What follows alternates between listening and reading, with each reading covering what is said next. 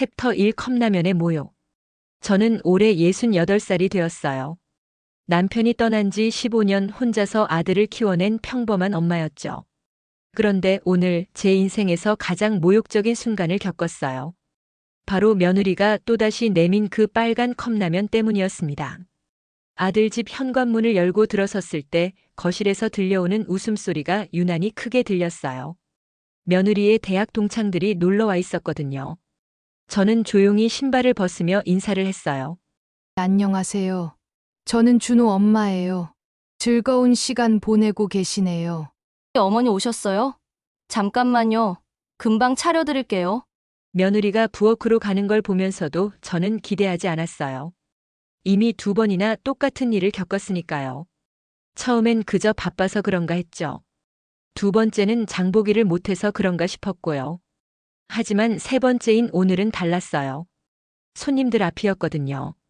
며느리가 들고 나온 건 역시나 컵라면이었어요. 그것도 제일 싼 1,000원짜리 빨간 컵라면 하나. 뜨거운 물만 부어서 가져온 거였죠. 젓가락도 나무젓가락 하나 달랑. 손님들이 식탁에 앉아 있는데 그들 앞엔 정성스럽게 차려진 샐러드와 파스타, 와인이 놓여 있었어요. 제 앞에만 덩그러니 컵라면 하나. 친구 일, 어머니도 같이 드시는 거예요? 아니에요. 어머니는 따로 드셔요. 입맛이 까다로우셔서 이것만 드시거든요. 그 순간 제 얼굴이 화끈거렸어요. 마치 누군가 제 뺨을 때린 것처럼요. 입맛이 까다로워서라니. 제가 언제 컵라면을 달라고 했던가요? 저는 떨리는 손으로 뜨거운 물이 담긴 컵을 들었어요. 김이 모락모락 피어오르는데 그게 마치 제 분노처럼 느껴졌어요. 엄마, 맛있게 드세요. 저희는 먼저 먹을게요. 아들의 무심한 한마디가 더 아팠어요. 정말 아무것도 모르는 걸까요? 아니면 알면서도 모른 척하는 걸까요? 저는 묵묵히 라면을 먹기 시작했어요. 면발 하나하나가 목구멍을 넘어갈 때마다 뭔가 날카로운 것이 제 가슴을 찌르는 것 같았어요. 친구이 근데 정말 어머니는 라면만 드시나 봐요. 신기하네. 네, 맨날 그러세요. 제가 뭘 해드려도 안 드시고. 거짓말. 새빨간 거짓말이었어요. 제가 며칠 전에 직접 담근 김치를 가져다 줬을 때 며느리는 냉장고에 넣지도 않고 현관에 그냥 두었다가 버렸잖아요. 제가 만든 반찬들은 늘 쓰레기통으로 직행했죠. 그런데 지금 이 순간 마치 제가 이상한 사람인 것처럼 만들고 있었어요. 라면을 먹는 내내 손님들의 시선이 느껴졌어요. 동정인지 조롱인지 알 수 없는 그 시선들이 제 등을 찔러댔죠. 마치 동물원 우리 안의 원숭이가 된 기분이었어요. 구경거리가 되어버린 불쌍한 시어머니. 그게 지금의 저였습니다. 잘 먹었어요. 그만 일어날게요. 벌써요? 좀 더 계시다 가세요. 아니야. 약속이 있어서 다음에 또 올게. 거짓말이었어요. 약속 같은 건 없었죠. 하지만 더는 그 자리에 있을 수가 없었어요. 숨이 막혀서 죽을 것 같았거든요. 현관으로 나가는 짧은 거리가 왜 그렇게 멀게 느껴지던지. 등 뒤에서 들려오는 속삭임이 칼날처럼 제 마음을 베어냈어요. 집으로 돌아오는 버스 안에서 저는 계속 떨렸어요. 분노인지 서러움인지 모를 감정이 제 온몸을 휘감았죠. 창밖으로 보이는 풍경이 흐릿하게 번져 보였어요. 눈물 때문이었죠. 68년 인생, 이렇게 모욕적인 순간은 처음이었어요. 집에 도착해서 저는 오래된 장롱을 열었어요. 그 안에는 낡은 가계부가 있었죠. 30년 전부터 써온 것이었어요. 아들 학원비, 대학 등록금, 전세자금, 결혼 비용까지. 제가 아들을 위해 쓴 모든 돈이 빼곡히 적혀 있었어요. 새벽 시장에서 과일 장사를 하며 한 푼 두 푼 모은 돈들. 제 손가락이 얼어 터지고 무릎이 닳도록 번 돈들이었죠. 이게 다 뭐였을까? 이게 다 무슨 의미가 있었을까? 혼잣말이 새어나왔어요. 그런데 그때였습니다. 제 안에서 뭔가 뜨거운 것이 솟구치기 시작했어요. 그동안 참고 또 참았던 것들이 마그마처럼 끓어오르기 시작한 거예요. 더는 참을 수 없었어요. 이대로는 안 되겠다는 생각이 들었죠. 하지만 이게 시작에 불과했다는 걸 저는 아직 몰랐어요. 며느리가 준비한 더 큰 모욕이 저를 기다리고 있다는 것을 말이에요. 챕터 2 장부의 결심. 그날 밤 저는 잠을 이룰 수가 없었어요. 천장을 바라보며 누워 있는데 며느리의 그 차가운 미소가 자꾸만 떠올랐죠. 컵라면의 매운 냄새가 아직도 코끝에 남아있는 것 같았어요. 새벽 2시 저는 결국 자리에서 일어났습니다. 오래된 장롱 앞에 서서 한참을 망설였어요. 그 안에는 제 30년 인생이 들어있었거든요. 삐걱거리는 소리를 내며 열린 장롱 문 안쪽 비닐봉지 3겹으로 쌓인 낡은 장부가 있었어요. 표지가 누렇게 바랜 그 공책을 꺼내 들었을 때 손이 미세하게 떨렸습니다. 첫 장을 펼쳤어요. 1995년 3월 15일. 준호 중학교 입학금 35만 원. 그 옆에는 제가 그날 새벽 시장에서 번 돈이 적혀 있었죠. 4만 3천 원. 10배가 넘는 돈을 아들에게 써야 했던 그날, 저는 김밥 한 줄로 하루를 버텼어요. 그때는 그게 당연하다고 생각했죠. 엄마니까요. 이게 다 뭐였을까? 정말 이게 다 뭐였을까? 혼잣말이 새어나왔어요. 한 장 한 장 넘길 때마다 기억들이 소용돌이처럼 밀려왔죠. 1998년 대학 등록금 280만 원. 그해 여름 저는 무더위 속에서 수박을 팔았어요. 땡볕 아래서 쓰러질 뻔한 날도 있었죠. 2005년 전세자금 5천만 원. 제 전 재산이었어요. 통장이 텅 비었지만 아들이 번듯한 집에서 신혼생활을 시작한다는 게 뿌듯했었죠. 그런데 지금 와서 생각해보니 이 모든 게 마치 모래성 같았어요. 파도 한 번에 무너져 내릴 모래성. 제가 쌓아올린 건 사랑이었는데 돌아온 건 컵라면 하나였으니까요. 갑자기 분노가 치밀어 올랐어요. 가슴 깊은 곳에서부터 뜨거운 무언가가 용암처럼 끓어올랐죠. 이 장부, 이것이 증거였어요. 제가 어떤 엄마였는지, 얼마나 헌신했는지를 보여주는 증거. 이걸로 제 억울함을 증명해야겠다는 생각이 번개처럼 스쳤습니다. 그래. 이제는 참지 않을 거야. 더는 참지 않을 거야. 하지만 동시에 또 다른 목소리가 들렸어요. 마음 한구석에서 속삭이는 작은 목소리. 그래도 아들인데. 그래도 내가 낳은 자식인데. 이걸로 아들을 망가뜨릴 거야? 며느리와 싸우면 결국 상처받는 건 아들 아니겠어? 저는 장부를 가슴에 꼭 안았어요. 마치 어린아이를 안듯이요. 이 낡은 공책이 제 전부였어요. 제 청춘과 희생의 기록이자 동시에 제 어리석음의 증거이기도 했죠. 눈물이 볼을 타고 흘러내렸어요. 뜨겁고도 차가운 눈물이었죠. 창밖으로 새벽 어스름이 밝아오고 있었어요. 저는 장부를 다시 펼쳐 최근 페이지를 봤어요. 작년 추석 명절 용돈 50만 원. 올해 설날 떡값 30만 원. 그리고 지난달 손자 생일 선물 20만 원. 받은 건 뭐였죠? 컵라면 3개. 이제 결정해야 해. 계속 당하고 살 건지, 아니면 맞설 건지. 갈등이 제 마음을 갈기갈기 찢어놓았어요. 한쪽에서는 엄마라는 이름이 저를 붙잡고 다른 한쪽에서는 한 인간으로서의 자존심이 저를 일으켜 세우려 했죠. 마치 제 안에서 두 개의 영혼이 전쟁을 벌이는 것 같았어요. 그때 핸드폰이 울렸어요. 새벽 5시에 누가 전화를 한 걸까요? 발신자를 보니 며느리였어요. 이 시간에 불안한 예감이 스쳤습니다. 어머니, 안 주무세요? 어제 일 죄송해요. 그런데 혹시 다른 사람한테는 말씀 안 하셨죠? 무슨 말을? 아니에요. 그냥요. 어머니가 오해하실까 봐서요. 컵라면 드신 거 말이에요. 목소리에 묘한 경고가 담겨 있었어요. 마치 입 조심하라는 협박 같았죠. 전화를 끊고 나니 손이 더 심하게 떨렸어요. 며느리가 뭔가 더 큰 일을 꾸미고 있다는 직감이 들었어요. 이건 시작에 불과한 거구나. 더 큰 폭풍이 오고 있어. 장부를 다시 비닐에 싸서 넣으면서도 결심은 더 단단해졌어요. 이제는 물러설 곳이 없었으니까요. 하지만 아직 제가 모르는 게 있었어요. 며느리가 이미 제 뒤에서 무시무시한 소문을 퍼뜨리기 시작했다는 것을요. 그리고 그 소문이 제 인생을 완전히 뒤집어 놓을 거라는 것을 말이에요. 챕터 3 구걸 소문. 며느리의 새벽 전화로부터 일주일이 지났어요. 그동안 저는 평소처럼 살려고 노력했죠. 새벽 시장에 나가고 동네 친구들과 차도 마시고. 하지만 뭔가 이상했어요. 사람들의 시선이 달라진 걸 느꼈거든요. 마치 제 얼굴에 뭔가 이상한 게 붙어 있는 것처럼 다들 저를 보다가 황급히 눈을 돌렸어요. 오늘은 큰올케 딸 결혼식이 있는 날이었어요. 작은 뷔페에서 하는 소박한 결혼식이었지만 친척들이 모두 모이는 자리였죠. 저는 검은색 정장을 꺼내 입었어요. 10년 전에 산 거지만 아직 깔끔했거든요. 거울을 보며 옷매무새를 다듬는데 왠지 불안한 예감이 들었어요. 마치 폭풍 전의 고요 같은 느낌이랄까요. 결혼식장에 도착했을 때 입구에서 사촌 형님을 만났어요. 평소엔 반갑게 인사하던 분인데 저를 보자마자 어색한 미소를 지으며 급하게 자리를 피했어요. 뭔가 잘못됐다는 확신이 들었죠. 제 가슴 속에서 경보가 울리기 시작했어요.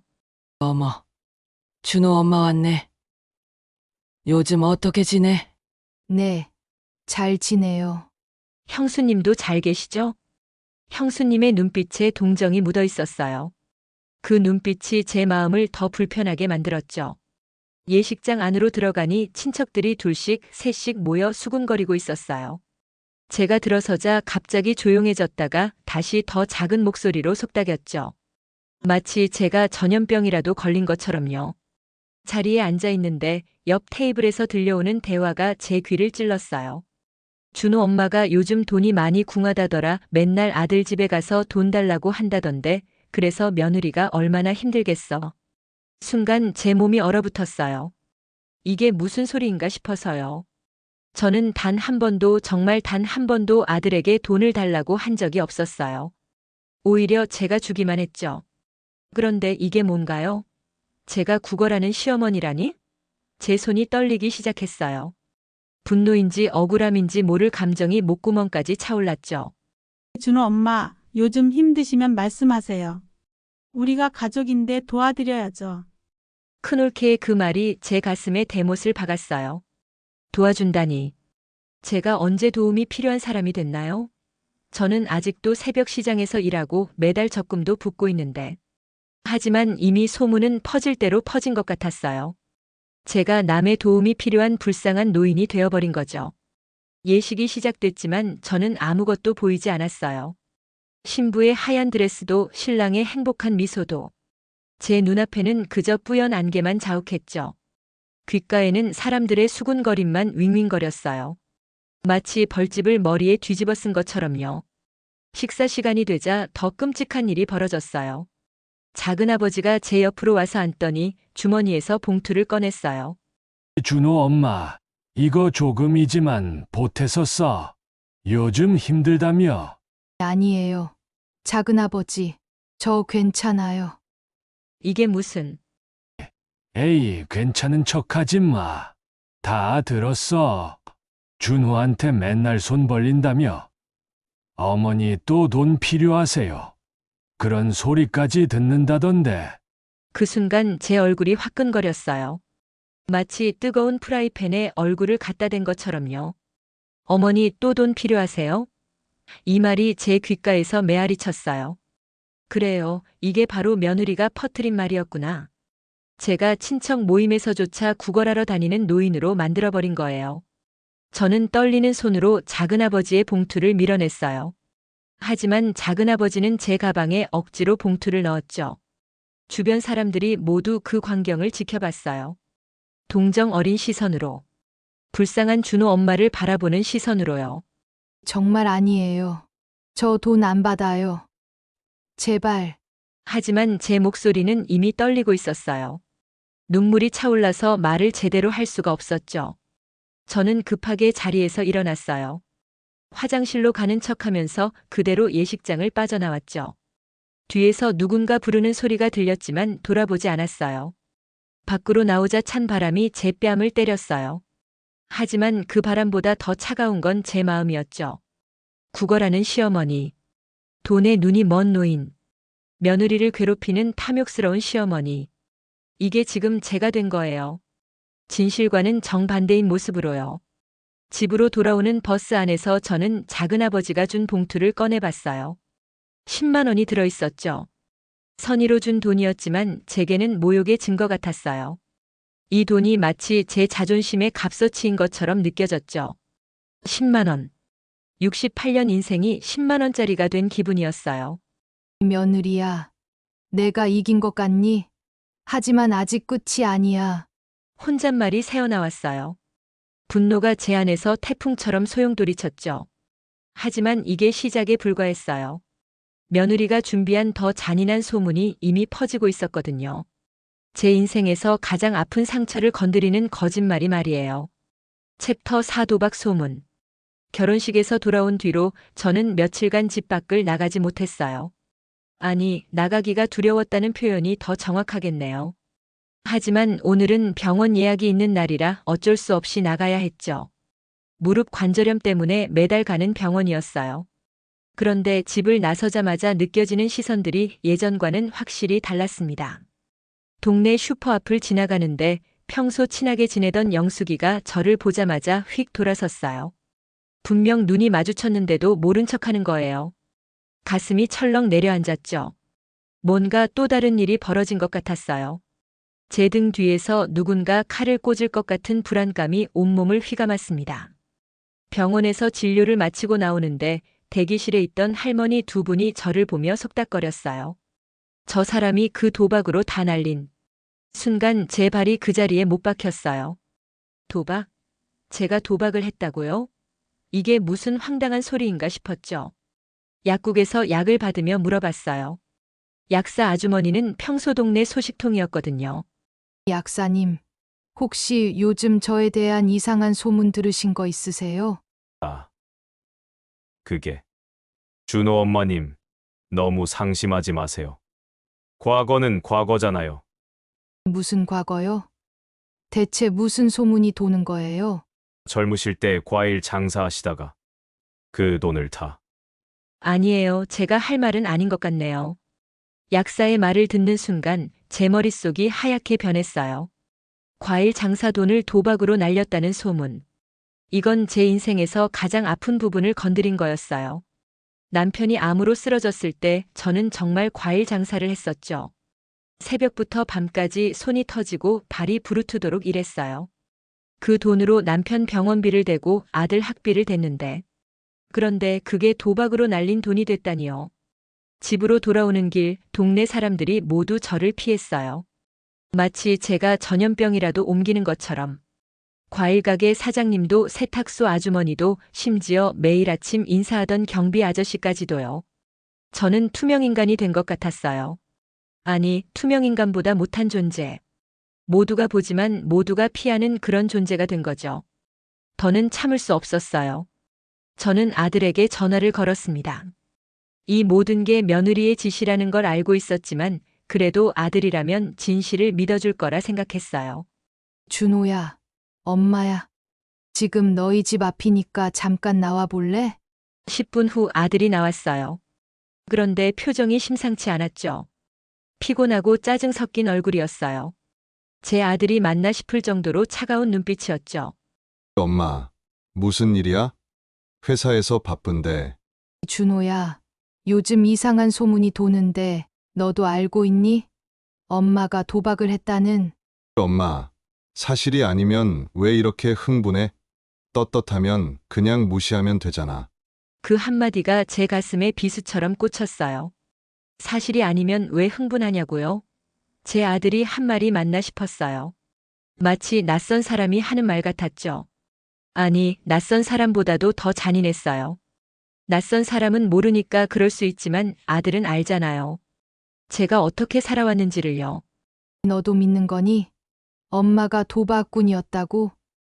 내 아빠 병원비 대느라 죽어라 일한 걸 너도 봤잖아. 엄마, 나 정말 바빠. 그리고 수연이가 왜 그런 말을 하겠어? 엄마가 뭔가 오해받을 행동을 한 거 아니야?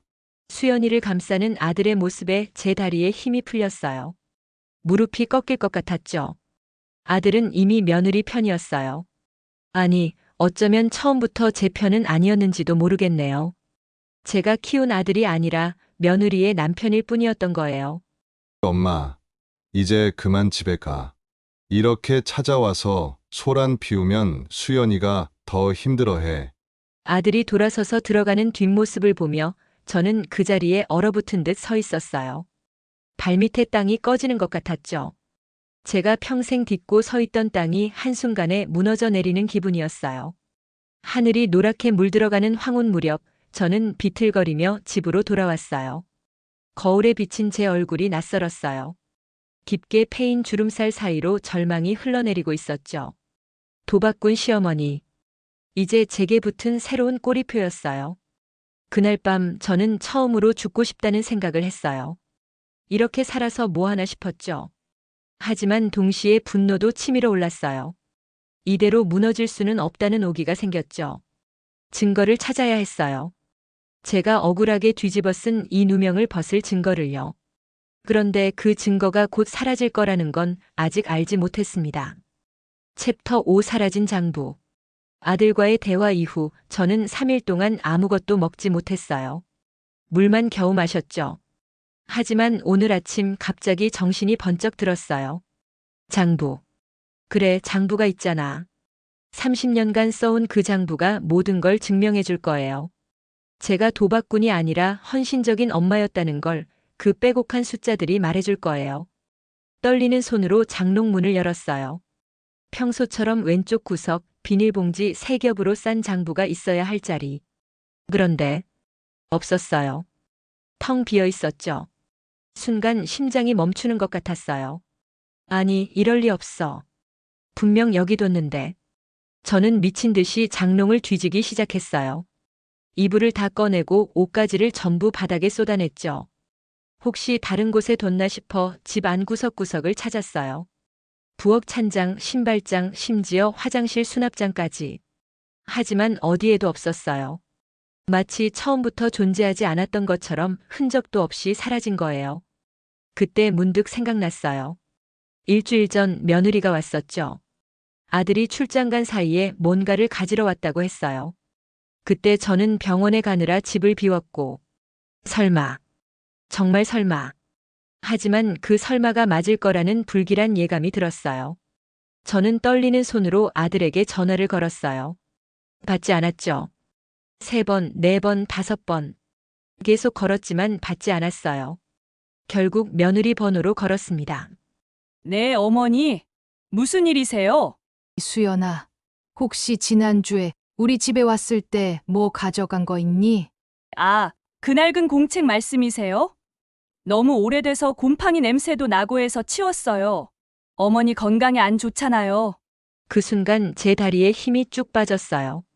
주저앉을 뻔했죠. 치웠다고요? 제 30년 인생을 그냥 치웠다고요?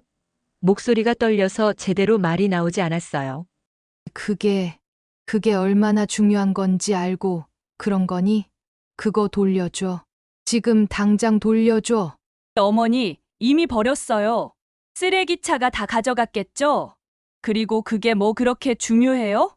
그냥 낡은 공책인데. 전화를 끊고 저는 그 자리에 무너져 내렸어요. 하지만 포기할 수 없었죠. 아직 희망이 있을지도 몰라요. 쓰레기 처리장. 거기 가면 혹시 찾을 수 있을지도 몰라요. 미친 생각인 걸 알았지만 그것밖에는 방법이 없었어요. 택시를 타고 구청 쓰레기 처리장으로 갔어요. 관리인이 저를 이상한 눈으로 쳐다봤지만 저는 사정을 설명했어요. 중요한 서류를 실수로 버렸다고요. 관리인은 한심하다는 표정으로 저를 쓰레기 산더미가 있는 곳으로 안내했죠. 아주머니, 여기서 찾는 건 불가능해요. 일주일치 쓰레기가 다 섞여 있는데. 그래도 찾아야 해요. 제발 1시간만 시간을 주세요. 악취가 코를 찔렀어요. 하지만 저는 장갑도 없이 쓰레기 더미를 헤치기 시작했어요. 음식물 쓰레기, 깨진 유리, 더러운 기저귀들. 그 사이를 미친 듯이 뒤졌죠. 손에서 피가 나기 시작했어요. 유리 조각에 베인 거예요. 하지만 멈출 수 없었어요. 1시간, 2시간, 3시간. 해가 뉘엿뉘엿 지고 있었어요. 무릎은 쓰레기 침출수에 젖어 있었고 온몸에서는 악취가 났죠. 지나가는 사람들이 저를 미친 사람 보듯 쳐다봤어요. 그래요, 저는 지금 미쳐가고 있었어요. 제 인생의 증거를 찾기 위해 쓰레기 더미에서 미쳐가고 있었죠. 아주머니, 이제 그만하세요. 해 지면 위험해요. 조금만 조금만 더요. 여기 어딘가 있을 거예요. 하지만 없었어요. 아무리 찾아도 그 낡은 장부는 보이지 않았죠. 어둠이 내려앉기 시작했고 관리인이 강제로 저를 끌어냈어요. 저는 쓰레기 더미를 뒤로 하고 비틀거리며 나왔죠. 집으로 돌아오는 택시 안에서 기사님이 창문을 열었어요. 제 몸에서 나는 냄새 때문이었겠죠. 저는 초라한 제 모습을 백미러에 비춰봤어요. 머리는 헝클어지고 얼굴은 눈물과 먼지로 범벅이 되어 있었죠. 이게 제 모습이에요. 68년 인생이 쓰레기 더미가 되어버린 거예요. 집에 도착해서 샤워를 하며 울었어요. 뜨거운 물이 제 몸을 씻어내렸지만 마음의 상처는 씻겨지지 않았죠. 거울을 보니 손에서 아직도 피가 나고 있었어요. 상처에 밴드를 붙이며 생각했어요. 이제 정말 끝인가? 제가 헌신했던 모든 증거가 사라진 지금 저는 영원히 도박꾼 시어머니로 남는 건가? 하늘도 무심하시지. 이렇게 살라고 저를 낳으신 건가요? 그런데 그때였어요. 핸드폰이 울렸죠. 모르는 번호였어요. 혹시나 하는 마음에 받았습니다. 어머니시죠? 어머니가 찾는 증거, 장부 말고도 다른 방법이 있을 거예요. 포기하지 마세요. 전화는 바로 끊겼어요. 누구였을까요? 그리고 다른 방법이라니. 하지만 이상하게도 그 한마디가 제게 작은 불씨를 지폈어요. 아직 끝이 아닐지도 모른다는, 어쩌면 진실이 밝혀질 수도 있다는 희망의 불씨를요. 하지만 며느리가 준비한 마지막 일격이 기다리고 있다는 건 아직 모르고 있었습니다. 챕터 6양육 소문. 익명의 전화를 받은 지 사흘이 지났어요. 그동안 저는 다른 증거를 찾기 위해 은행을 돌아다녔죠. 30년 전 통장 기록이라도 찾을 수 있을까 싶어서요. 하지만 너무 오래된 기록이라 찾기 어렵다는 답변만 돌아왔어요. 그래도 포기하지 않았어요. 그 목소리가 준 희망의 끈을 놓을 수 없었거든요. 오늘은 시어머니 제사였어요. 시댁 식구들이 모두 모이는 날이죠. 평소 같으면 가기 싫었을 텐데 오늘은 달랐어요. 아들을 만나 제대로 대화해 볼 수 있는 기회라고 생각했거든요. 사람들이 많은 곳에서라면 아들도 제 말을 들어줄지 모른다는 희망을 품었죠. 큰 집에 도착했을 때 이미 친척들이 대부분 와 있었어요. 그런데 분위기가 이상했어요. 제가 들어서자 갑자기 조용해진 거예요. 마치 제가 화제의 인물이었던 것처럼. 불안한 예감이 등골을 타고 올라왔어요. 또 무슨 일이 생긴 걸까요? 제사 준비를 돕고 있는데 시누이가 다가왔어요. 평소 저를 무시하던 시누이가 동정 어린 눈빛으로 저를 바라봤죠. 그동안 얼마나 힘드셨어요? 준호를 혼자 키우느라. 네. 갑자기 무슨 말씀을? 다 들었어요. 준호 어렸을 때 형수가 집을 나가셨다면서요. 그래도 나중에라도 돌아와서 키우신 거잖아요. 과거는 과거예요. 그 순간 제 귀를 의심했어요. 제가 집을 나갔다고요? 제가 아들을 버렸다고요? 이게 무슨 황당한 소리인가요? 제 머릿속이 하얗게 변했어요. 마치 누군가 제 머리를 망치로 내리친 것 같았죠. 그게 무슨 말이에요? 제가 언제 준호를 버렸다는 거예요? 누가 그런 거짓말을? 그때 거실에서 큰 목소리가 들렸어요. 시아버지와 아들이 대화하는 소리였죠. 저는 숨을 죽이고 들었어요. 준호야, 내 엄마가 널 버렸다는 게 사실이냐? 수연이가 그렇게 말하던데. 침묵. 길고 무거운 침묵이 흘렀어요.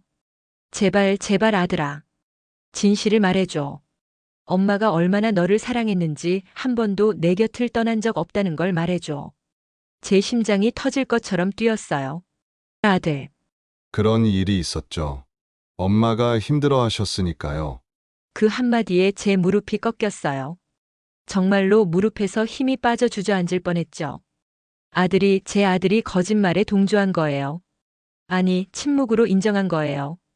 제가 낳고 키운 아들이 저를 아이를 버린 엄마로 만들어버린 거예요. 저는 비틀거리며 거실로 들어갔어요.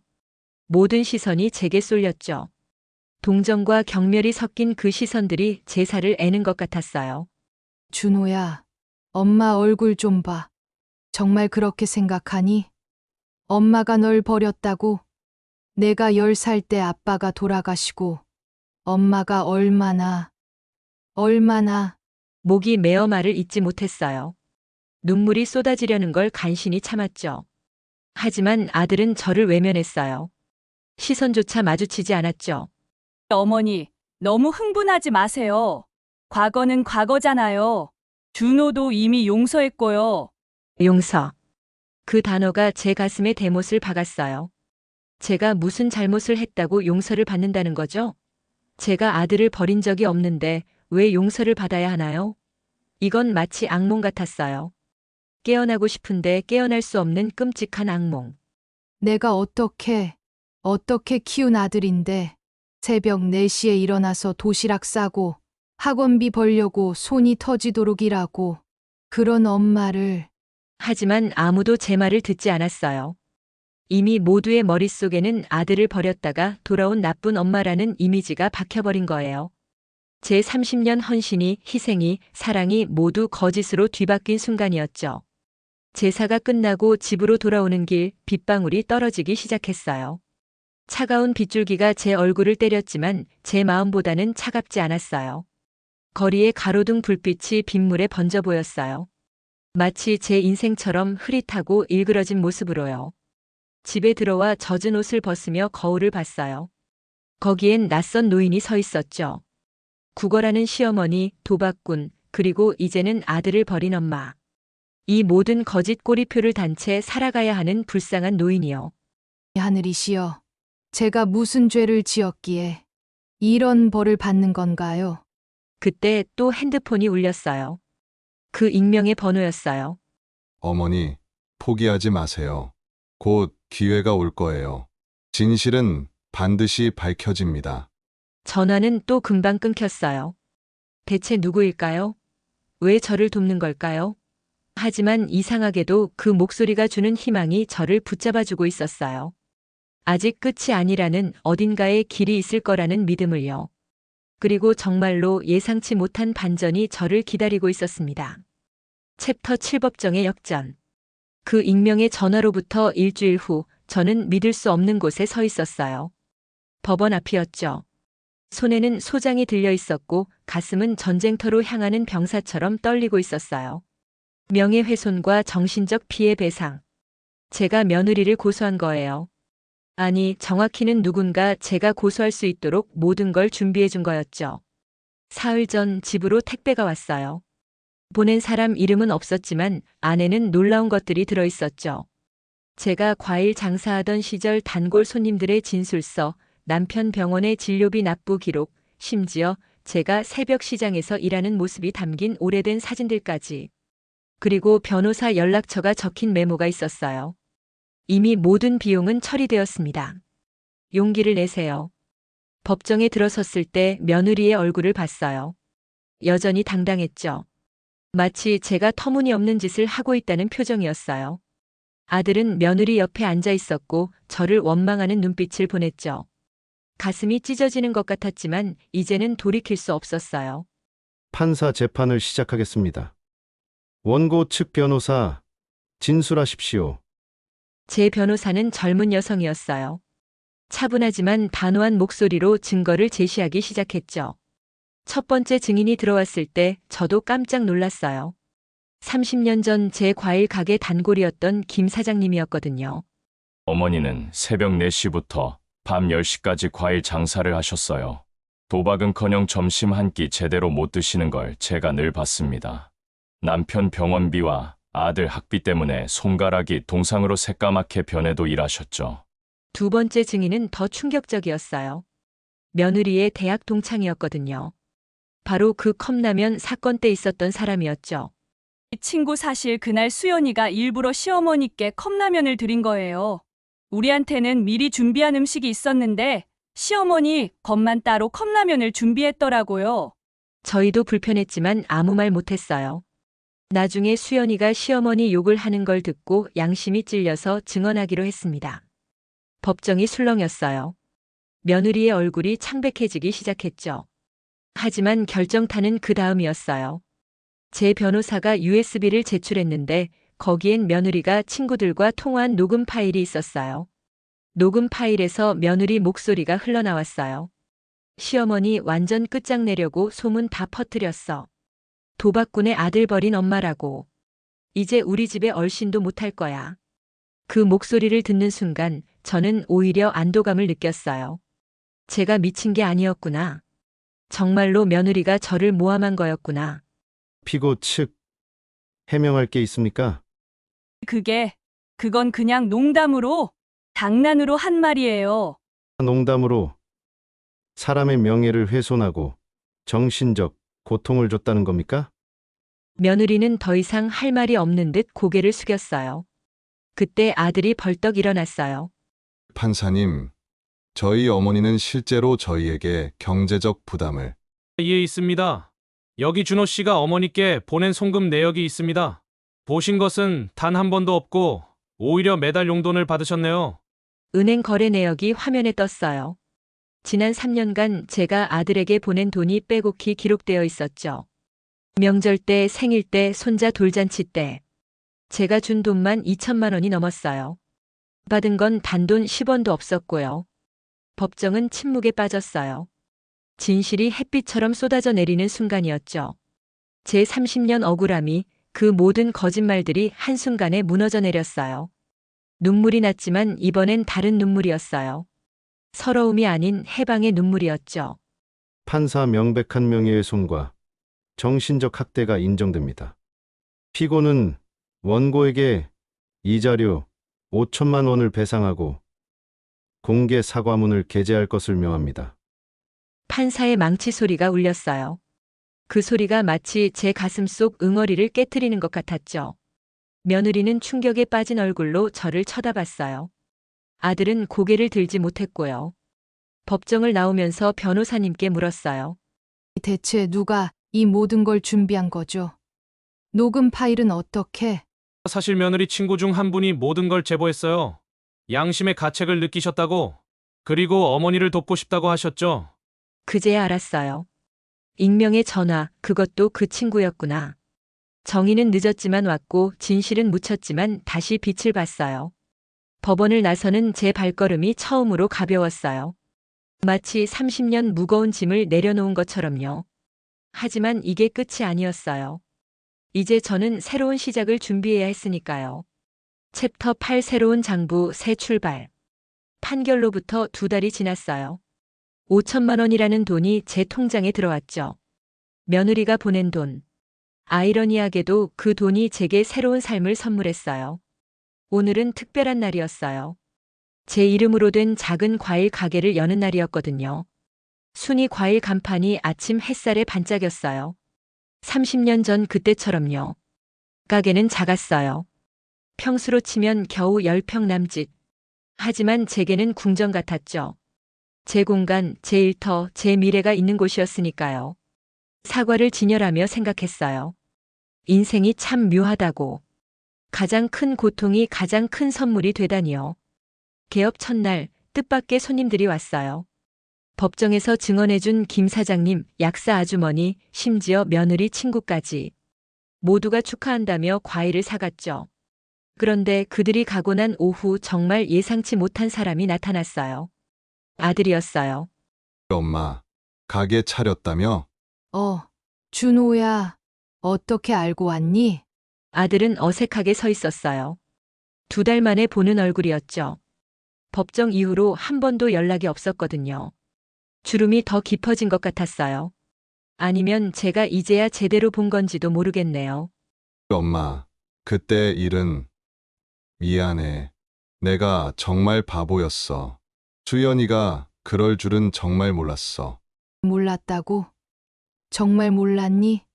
아니면 모른 척한 거니? 제 목소리가 차가웠어요. 예전에 저라면 아들의 사과에 금방 풀렸을 거예요. 하지만 이제는 달랐어요. 상처가 너무 깊었고 배신이 너무 아팠으니까요. 아들은 고개를 숙였어요. 대답하지 못했죠. 잠시 침묵이 흘렀어요. 가게 밖으로 지나가는 사람들의 발소리만 들렸죠. 저는 새 장부를 꺼냈어요. 깨끗한 표지, 하얀 종이. 아직 아무것도 적히지 않은 새로운 시작이었죠. 준호야, 이제 나는 내 인생을 살 거야. 너한테 기대지도 원망하지도 않을 거야. 내가 내 아들인 건 변하지 않지만 이제는 각자의 길을 가자. 엄마, 나는 정말 엄마가 필요해. 수연이랑도 이혼 소송 중이고, 그 말에 놀랐지만 이상하게 마음이 흔들리지 않았어요. 예전에 저라면 당장 아들을 위로하고 도와주려 했겠죠. 하지만 이제는 알아요. 제가 먼저 저를 돌봐야 한다는 걸. 빈 그릇은 남에게 줄 것도 없다는 걸요. 그건 내가 해결할 일이야. 나는 이제 내 장부에 내 이야기를 쓸 거야. 너를 위한 장부가 아니라 나를 위한 장부를. 아들이 나가고 난 뒤 저는 장부 첫 페이지를 펼쳤어요. 펜을 들고 첫 줄을 적었죠. 2024년 9월 15일 순이 과일 개업. 오늘의 매출. 이번엔 다를 거예요. 이 장부엔 제 꿈과 희망이 적힐 거예요. 누군가를 위한 희생이 아니라 저를 위한 성취가 적힐 거예요. 저녁 무렵 단골이 되겠다는 젊은 부부가 왔어요. 제가 고른 사과가 정말 맛있다며 엄지를 치켜 세웠죠. 그 순간 정말 오랜만에 진짜 웃음이 났어요. 가슴 깊은 곳에서 올라오는 억지가 아닌 진짜 웃음이요. 사장님, 여기 과일이 정말 신선하네요. 매일 올게요. 감사해요. 정성껏 골라드릴게요. 해가 지고 가게 문을 닫으며 저는 하늘을 올려다봤어요. 별이 하나둘 떠오르고 있었죠. 마치 제 인생에도 새로운 별들이 떠오르는 것 같았어요. 68년 인생, 이제야 진짜 제 인생을 시작하는 기분이었어요. 집으로 돌아와 거울을 봤어요. 그 안에는 더 이상 불쌍한 시어머니가 없었어요. 구걸하는 노인도 도박꾼도 아들을 버린 엄마도 없었죠. 그저 순이가 있었어요. 과일 가게 사장 순이가요. 스스로 일어선 당당한 순이가 거기 있었어요. 내일은 수박을 들여놓아야겠네. 제철이니까. 그리고 장부에 오늘의 일기도 써야지. 새 장부를 펼쳐 오늘의 마지막 줄을 적었어요. 오늘 매출 18만 원. 하지만 내가 얻은 건 돈보다 훨씬 큰 것이다. 바로 나 자신을 되찾은 것. 펜을 내려놓고 미소 지었어요. 밖에서 바람이 불어왔어요. 시원하고 상쾌한 가을바람이었죠. 마치 제 앞날을 축복하는 것 같았어요. 이제 저는 누구의 엄마도 누구의 시어머니도 아닌 그냥 순이로 살아갈 거예요.